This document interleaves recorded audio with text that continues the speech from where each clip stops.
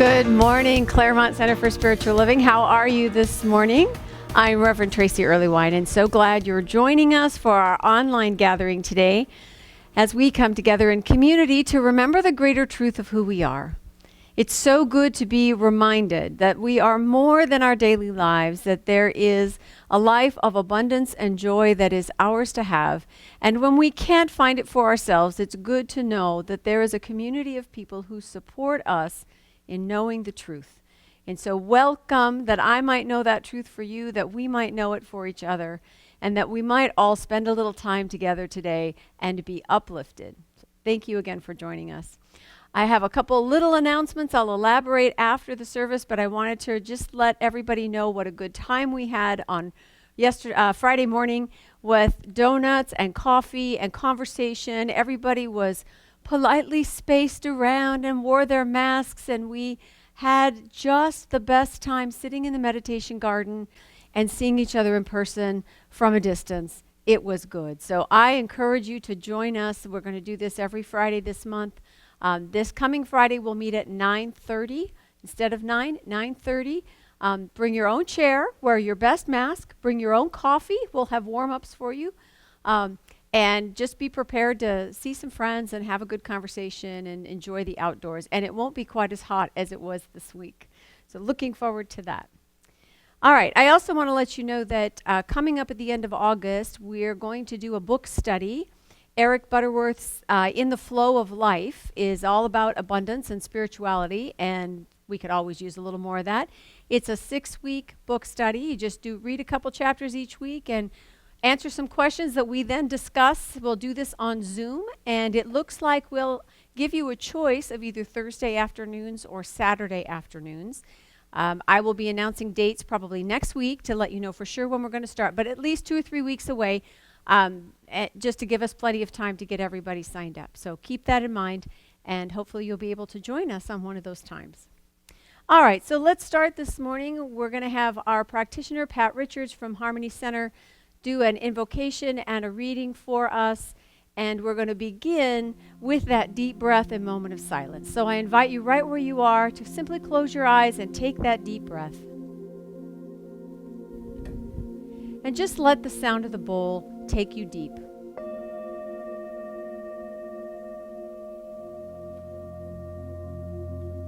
Moving into that heart space, that sanctuary within you that knows only love, only light.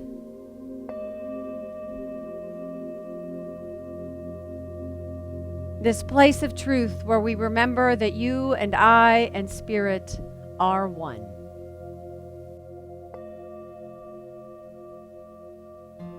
And right here, right now, in this amazing God-filled space, we know that God is.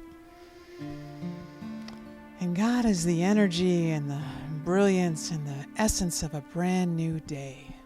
A brand new day where you step into community and friends and friendships that maybe have been a little put to the side because of our current situation. Today is all about reawakening those thoughts and those friendships.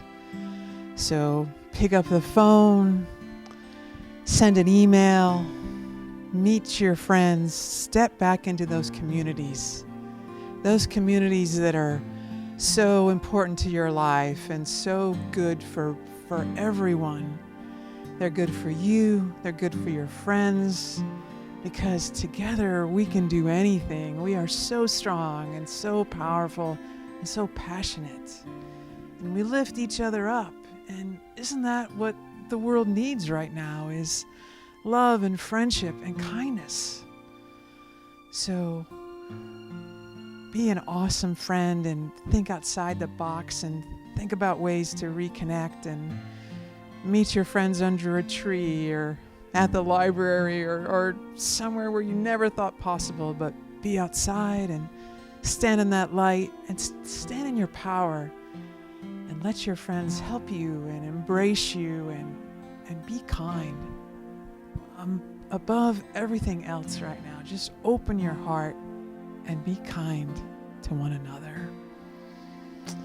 I'm so thankful to be here today, thankful to be of service, and thankful to be with everyone. just be able to tell you how much and how important you are to this community and how much you're loved. So please join me in saying, and so it is. My reading today is called The Golden Bridge, Science of Mind in Daily Living by Donald Curtis.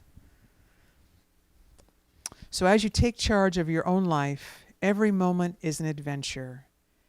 We make many discoveries about what we know and what we don't know. Sometimes we need others to answer some questions and to show us the way. We learn by asking questions. We grow by solving our problems. The answer is inherent in the question when it is asked. The questioning mind is the expanding mind. The progression is from information to knowledge, to wisdom, to understanding, to demonstration. This book is dedicated to self-understanding. This understanding comes not so much from being given answers as in being led to answer the right questions. You already have the solutions or you wouldn't have the problems.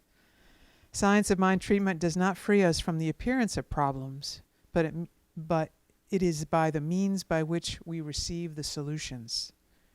We will always have problems, but the great thrill of life comes in not getting hung up on the same old ones, but in moving along to bigger and more beneficial ones. Who minds problems when he knows that he knows how to solve them? This is what this book is about. Science of Mind treatment is the process by which we learn and claim and accept our good. You are now upon the upward path, which is the golden bridge to greater and more abundant and satisfying experiences. There is no limit to what you can be, what you do, and what you have. And so it is. Thank you. We're starting a new month, and this month is all about summer reading. Now, I have been prowling my bookshelves just to find something else to read because, we've sort of almost been on summer vacation for months now, not being able to go out as much, not having to be at the office as much. And so I'm finding all kinds of old favorites, and I am discovering things that I don't remember that I have. You might have a few books like that if you enjoy reading.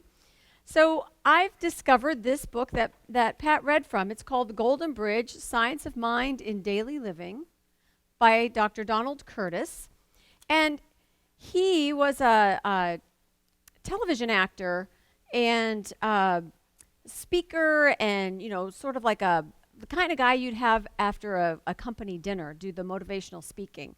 But he's also a Science of Mind and a Unity minister. And in the 40s, 50s, and 60s, he was very visible. He was on radio. He was on TV for New Thought. His second career led him to write several books. And what I love about this book, I obviously picked it up at some library sale. There's still a library sticker on it. What I love about this book is I don't think I ever read it. And it's a real gem. It is really just basic science of mind. And this whole idea of summer reading is to see what we have around us that can inspire us for spiritual living. How is it that I can live my best life under these circumstances? How do I bring these great truths that sound so wonderful when we talk about them on Sunday or in class or read a book? How do I bring that into my everyday life? I don't want to be overwhelmed by the world. I want to feel like I have something to offer and that I am in the solution and not always in the problem. And so my eye on the bookshelf is for things that will help lift me up. Like Pat said in her prayer, we all need to be lifted up right now. So I am really excited about this book, and basic or not, I found all kinds of good stuff in it. So, and every week we'll do a different book. So who knows what I'll find next week in the back of my bookshelf. I was drawn in this book to chapter 4, which is about understanding the world. And as he was talking about, we know that our spiritual work starts within. We always start with ourselves, with our own consciousness, with the way we look at things, with monitoring our own behavior, because we know we're no good at changing anybody else. So we do this work in ourselves, but then, of course, we want to bring it into our daily life. We basically bring it into the world. And it helps to understand what that means when we say our world. You know, Ernest Holmes, the founder of Science of Mind, told us that, we control our conditions. Well, it's the conditions in our personal world, not necessarily the whole world, because everybody's consciousness has some input into what's going on in the world. But in my world, in my circle, in my sphere of influence, I absolutely have an influence on how things go and on how I feel about how I live my life. So understanding the world is an important part of how do I live a spiritual life in a material world. So the idea, the picture that came to me was the community garden in Lakewood, where Pat and I used to have a plot. And we would grow, tomatoes and broccoli and carrots and whatever struck our fancy. And we had one plot, and it was like a block of 4 plots, and then there was a space, and then there were 4 more. And this garden, I don't know, an acre maybe, this community garden, all these different individual plots in this one community garden. And I thought that's a great metaphor for how we are in the world. In other words, I have access to the same weather, the same water source, the same tools as every other gardener in this community. I'm going to plant the things, though, that I choose, and my level of understanding and information about what it takes to grow healthy plants, what I know about the things that I'm planting, how to take care of them, what the best nourishment is. Well, my knowledge is probably different than the guy next to me or the woman that's way in the back corner. So each of us individually has the same plot of land and materials, and we make personal choices, and we grow what we want to grow based on the knowledge we have at the moment. And that's how we're living our lives. I have my personal choices and passions and desires, and I have tools at my disposal that I use to live my best life, and I'm in a different place than every other person in the world. Because my plot is mine, yours is yours, and yet if you take the big view, we are all part of a garden. There's nowhere I can be in that community garden that I'm not in the garden. I just may or may not be in my own section. And if I take that even further, and I look at the planet, and I think this whole earth is an ecosystem. I can't be anywhere on earth that I'm not in the earth's ecosystem, even though my piece of it is bright and sunny and a little bit too hot in the summertime. And I can go even further into the universe and realize that there are planets and life forms and who knows what a garden is in outer space, but there is a system of life that extends throughout the entire universe, and there isn't anywhere I can be in my garden, in this community, on my planet, that I am not in the universe. And that's what we mean when we say that God is everywhere present, that we cannot get away from or be separate from what we call God, what we know as the energy of life. The word universe starts with uni, uni, and that root is the same root as unity. It means one. There is one life. It's another name for God. So when we talk about the allness of life, we're talking about the oneness that we are all a part of, and yet, in the material world, we are distinct and different and diverse, and sometimes we have our differences, don't we? So when we look at our gardening, and we think about a garden of 2. So instead of a bunch of plots and a whole community, we just have a garden of 2. We call that a relationship. And don't we grow things differently in a relationship? You know, when we all agree and we're sort of on the same page, we are in harmony and things are great, and we raise great kids, and we make our plans and we execute them, and it's lovely. And then there are times when relationships don't go that way.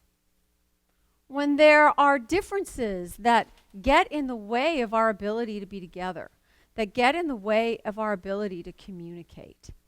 And so what do we do with that? How do we navigate relationship? How are we in the world in relationship in a spiritual way? So Dr. Curtis writes about a little scene about how a marriage was rescued. He says, Jane and John seemed to have everything it took to be an ideal married couple. Handsome, charming, intelligent, everyone thought they were ideally mated. However, it wasn't long before signs of trouble appeared. Signs of strain were easy to detect, and the young couple seemed irritable and uncomfortable with each other. Now, who hasn't done that, right? They couldn't seem to agree on anything. And their devotion deteriorated into, wait for it, moody silences and ignoring each other. They tried to find the answers to their difficulties, but had great trouble in talking things over together. When they came to me with their problem, it was easy to see that they were actually living in different worlds because they believed different things. They had different backgrounds. They actually looked at things in different ways. And when they came to see that these differences could be dissolved and consolidated into an area of mutual sharing, which would still give leeway for individual points of view and uniqueness, so that they could live in the same world, they were able to handle their problems and their marriage. And as they entered into the game of understanding each other, their two worlds met in mutuality and compatibility. That phrase, area of mutual sharing, isn't that just what we're seeking now in this world? We're looking for ways to come together on difficult subjects. You know, this area of mutual sharing, you don't have to be in constant agreement in order to have relationship. You don't have to be of the same political party or of the same opinion or have the same idea on how to move forward on a difficult topic. But we do need to be able to play the game of understanding, to ask the questions, to go from information to knowledge to understanding so that we might live together. You know, the human experience is all this diversity, right? And yet, the part of us that still loves that person or still wants to be part of the solution or has a passion for life in a particular area, that part of us, that divine spark, is something we all share, even though it shows up differently in each of us. So we're not asked to be the same.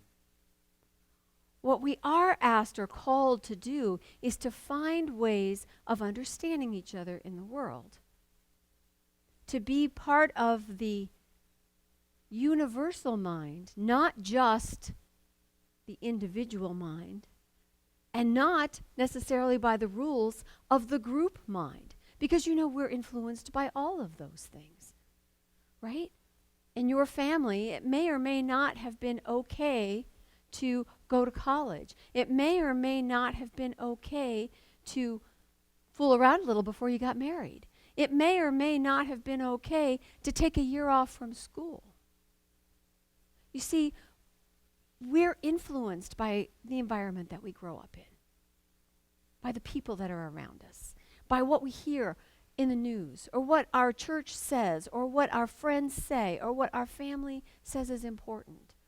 And ultimately, our own spiritual life is our own. Nobody can do it for us.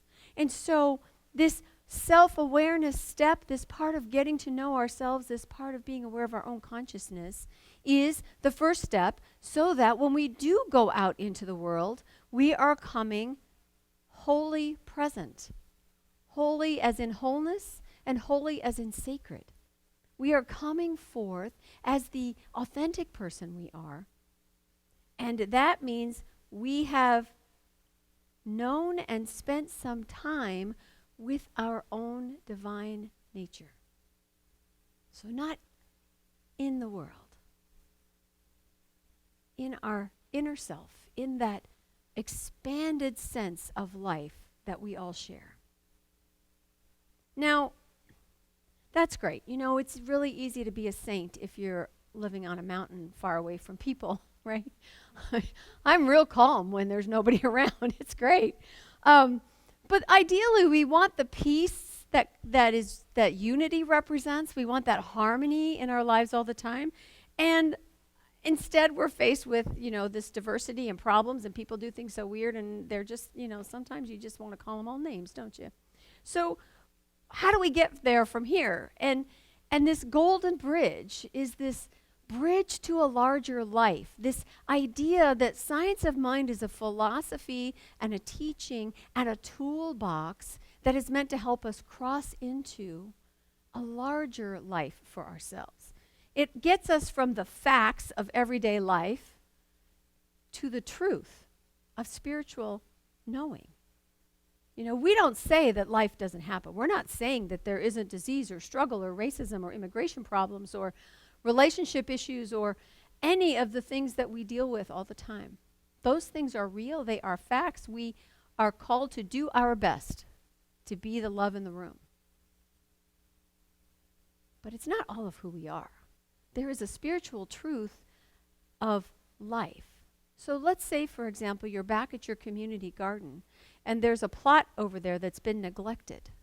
There's weeds, there's nothing really, well, there might be a volunteer tomato plant out there, but otherwise it's just all kind of tore up and not good, and those weeds are kind of bleeding into the plot next door that the guy has to keep cleaning out, and it affects the community, but it's one sore spot in the garden.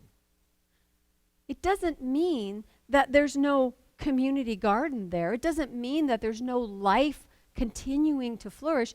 If you look at the whole garden, it's one piece of many, and it's just part of the cycle of life. There's growth, there's destruction, there's growth again. Put a little attention over here and the good returns. So you see, even in our relationships, even in our news cycle, even in our circumstances of being at home with the pandemic, the big picture is life is simply being life. We are simply flowing in this energy of all things. So when we move over the bridge into our larger life, when we use the tools that Science of Mind offers us, we're able to be in a place that allows us to rise above, like the mystics taught, we rise above the world so that we remember we're not stuck there. That's not all of us. And we do that by knowing ourselves and practicing so that we master ourselves. And this teaching of Science of Mind, especially as described in this great book, is all about the mental and spiritual techniques that we are to practice. So the tools that we talk about that help us get there are contemplation and spiritual mind treatment. But to start, if we're going to look at what Science of Mind is, it's helping us to develop both our intellectual and our intuitive faculties so that we may come to understand God or life both through reason and by insight. It doesn't matter which approach we use. All paths lead to God. Remember, we cannot be outside of the universe. We're part of it. We may start with thought and progress to awareness, or like the mystics, we may start with a realization, which then transforms our minds. The renewed mind is prepared to understand God or life, and the mind which understands God is automatically renewed. So reason and intuition both. And to tap into these two tools, contemplation and spiritual mind treatment, lead us into a practice that changes the way we think, changes the way we look at the world from the inside out. So I looked up contemplation. My favorite definition is a synonym is ruminate, which is what cows do when they chew their cud. So to contemplate is to think over something, to chew on it for a while, to meditate, to ponder something. to take a thought and ponder it. And pondering is originally to weigh. And it works out to estimating what something is worth, right? We usually sell things by the pound. So to weigh something is to say, how much worth does this have? So taking an idea into contemplation is a way for us to translate that idea, or taking an experience and going within to think about it is a way for us to translate that experience into what it is worth to me. Remember, my garden plot might have tomatoes in it. Yours might have carrots. They might need two different things. What does this experience mean in my life? What is it worth to me? So we're being asked to translate what we're experiencing or thinking in a way that brings us value, that lifts us up. Now, one of the things about reading a book written by someone who was a contemporary of Raymond Charles Barker and therefore Ernest Holmes is the language. So the languaging is a little bit old-fashioned. It's also, there's a lot of Bible quotes in here. And, that's not the way I usually speak and think. I have to translate what I'm reading into a new thought framework, which this author actually does all along the way. And what happens is I gain an appreciation for things which earlier in my life I might have dismissed. I don't know about you, but when I was a kid, reading a Bible verse was like reading Greek. I mean, I got the words, I memorized the verses I was supposed to, but I didn't get it. I didn't get the meaning, and I certainly didn't understand what it might mean to me. But there is a lot of truth in that spiritual writings, as there is in all spiritual writings, right? Ernest Holmes talks about how every teaching has these golden threads of truth. But it's just a matter of translating so that it makes sense in my context, in your context, in the context of the society we're in right now, making it relevant. So taking time, taking a deep dive into a new thought is understanding that truth shows up dressed up in different outfits, right? Still the same truth. Just think of all the Halloween costumes you wore over your whole life. Still you, all different disguises. So understanding that truth is everywhere is what led me to the topic this month, because what I know is that no matter what I read, there is truth for me. There is meaning for me. There is something in there that makes it worthwhile and nourishing and uplifting, and that is what we are always seeking. So what is it we're supposed to contemplate? It's funny, there's a Bible verse for that.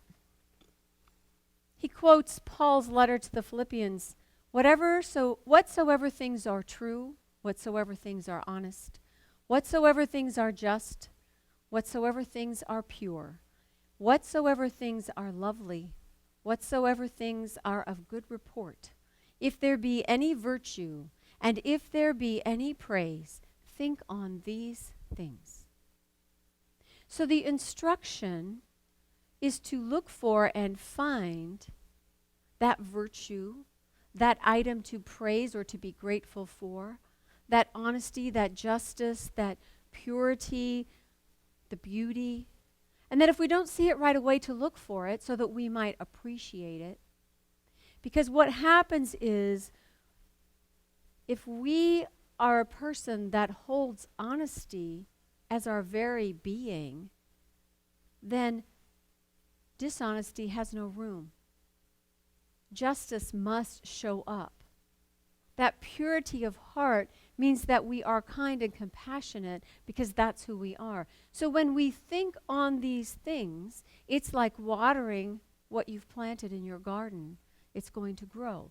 Your attention is the water, the fertilizer that's going to allow that to blossom. So we are to complicate. We do complicate things. We are to contemplate that which is beautiful, to find it, to appreciate it, to see it, and to understand that when we do that, when we spend time in our heart of hearts, where love is, where peace is, where joy is, no matter what's going on around us, we bring that back with us into the world. And that's how I want to show up. I want to show up as the best of me. Well, in order to find the best of me, I should probably spend a little time with it. Otherwise, I am at the mercy of everything else that's coming at me. So to go within, to contemplate, and then how do we apply it? I mean, that's great. I can sit on the mountaintop and think beautiful thoughts and know only love and only peace and la la la and kumbaya and all that. But really, I want to be here with my friends, my family, my community. So the application technique, the tool that we use in Science of Mind that Dr. Curtis talks about is spiritual mind treatment, which is that statement of affirmative prayer, reminding ourselves of just who and what we are. And it's, one moment please.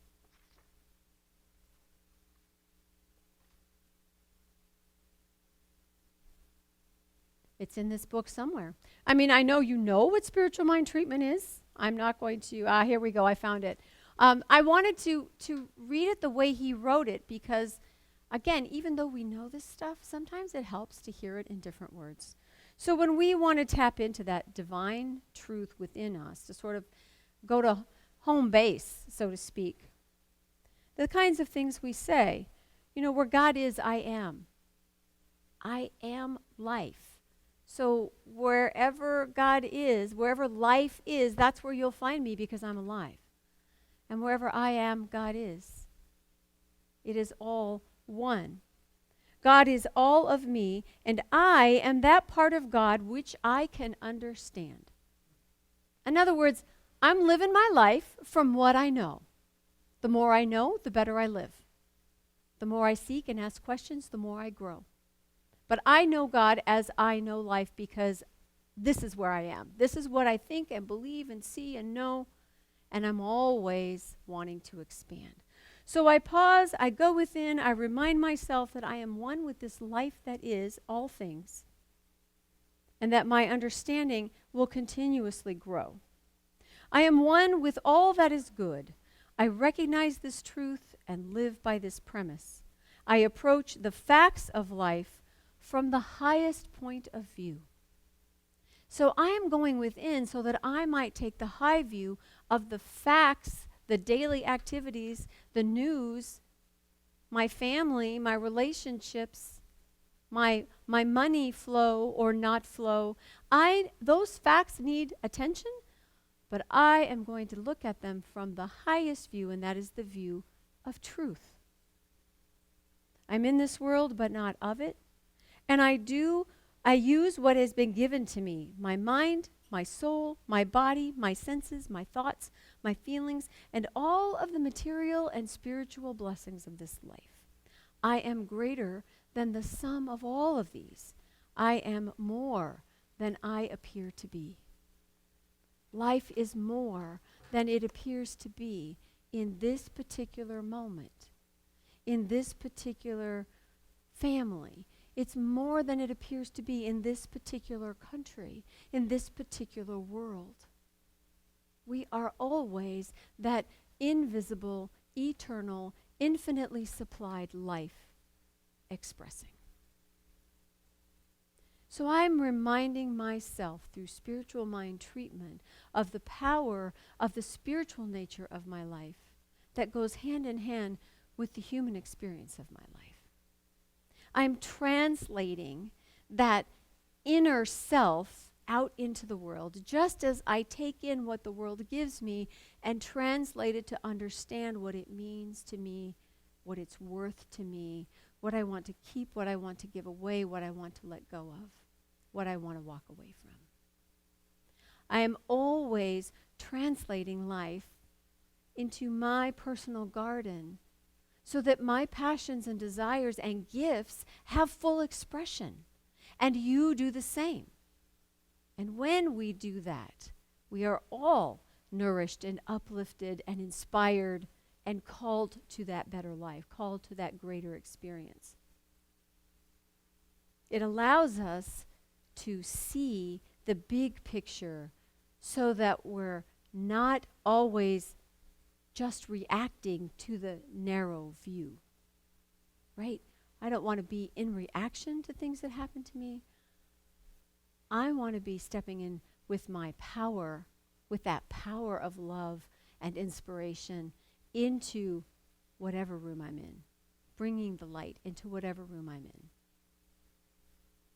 So I bring my divinity into my human day through my choice to practice contemplation and spiritual mind treatment. I cross over that bridge of day-to-day weariness and into a place of infinite supply and refreshment, so that I am ready once again to do what is mine to do. And because I am clear in my inner vision, what I am to do outside is also clear, because as I am within, that is what I begin to see outside of me.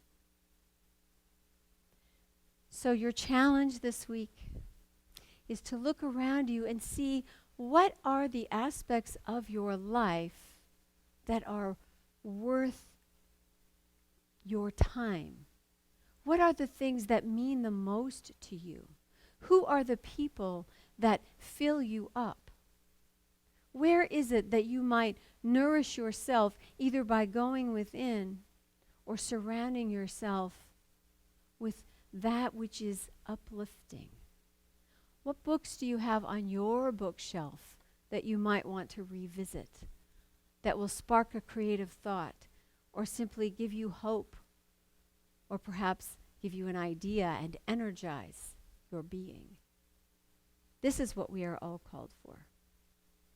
And I know that within and as each one of us, there is a bigger life just waiting for us to discover it. Namaste. Please join me in a moment of prayer.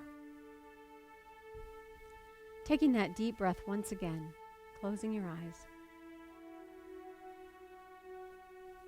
And tap into that place of the heart where love lives. That place in you that knows only love and peace and sanctuary. That spark of the divine that is your innermost passion and energy source, that light. Whether or not you've been feeling it every moment of every day, it is there, and it is simply awaiting your recognition of it. And so from this place of the heart, this place of joy, this place of deep, deep peace, I speak my word for the unfolding of life as each and every person, knowing that their individual garden blossoms and blooms. That as all of us seek to grow and to become, as all of us reach for the solutions and the kindnesses and the compassion to ease another's burden, we do so from this place, this fertile soil of love, of divinity, of joy. And we are reminded that each and every heart and mind is part of that universal heart and mind. There is no place we can go where we are not part of the love that life is, the love that God is, the experience of Spirit creating through and as each one of us. This is our truth, and that truth is greater than any fact before us. And so calling on that truth, I state my word for the perfect right action in each and every life. That every step on this path of life is one which uplifts, which nourishes, which grows, which becomes. That every step on this life by every person is for the good and highest and best of all. For there is only good. That this divine nature is the truth of our being. and that the expression of each life can only be the creativity of Spirit coming through each and every one of us. And for this we are blessed, and I am grateful. So grateful, so appreciative of every little flower, every little vegetable, every little weed, because what I know is that in this garden of life, we can only become and grow and blossom and grow and create and be even more. And in this moreness, there is more love, more joy, more peace, and we are it. So releasing my word into law, I know that in the mind of God, this perfect blessing of life is already known, already unfolding in time and space. It is in its right time for each and every one of us. And I simply let that be so, for I know that it is all good, because I know that it is all God. And so it is.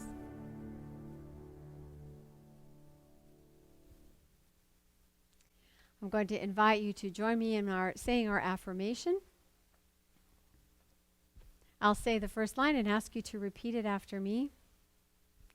Every moment of my life is infused with spiritual truth. Wherever I am, the nature of life is flowing. I open my mind and heart to receive. And so it is. Thank you all. All right. Wednesday night, 6:15, there's a conference call meditation with practitioner Nisa Burrows. The phone number is in the weekly e-blast, or you can call the office if you don't have access online. Wednesday night at 7 is our gateway service, and that is via Zoom, so you can actually see and talk with your fellow participants. So we invite you to dial in, and again, the link will be in the e-blast each week, and it's also on our website if you want to catch it there. Again, a reminder, on Friday mornings, we're doing donuts and coffee. You bring the coffee, the chairs, the mask. I'll bring the donuts. People put in a few orders, so we'll have a larger variety this coming Friday. I'm just saying, if you have a special request, let me know. But I'll see you at 9:30 in the meditation garden for a little conversation at a safe distance with your friends in the community. And I tell you, we just had a great time, just a really great time. Coming up, book study, like I said, it'll start towards the end of August. I'll get you exact dates by this week. It looks like it'll be Thursday afternoon or Saturday afternoon. You'll have a choice. I'm going to ask you to email or call either me or the church office to register so that I know how many people are coming. And the book is In the Flow of Life by Eric Butterworth. You can get that on Amazon or really anywhere. Let me know if you have questions on that. I will put out an email so you'll have more details, and we can get that set up and give you dates. I think that is all of my announcements for now. Join with me in saying our prosperity affirmation, because I want to affirm and appreciate all of the giving that has been going on through these months of pandemic. So if you will, say with me, divine love through me blesses and multiplies all that I am, all that I give, and all that I receive. I am prosperous now, and we are prosperous now. Thank you all so much for proving that week to week to week. Thank you, too, to our production team, our friends at Living Beyond Limits that put all this together for us, and to Jeff for making it pretty and putting it up on the website and Facebook. So join us every week. If you've missed a week, you can go to YouTube and do a search and find our talks from previous weeks. And if you have questions or would like some prayer support, please call the office, leave a message on our prayer line, or call your practitioners directly. They would love to hear from you and know the truth with you. This is something we are all in together, and I want it to be the best possible life it can be. Remember, you are loved.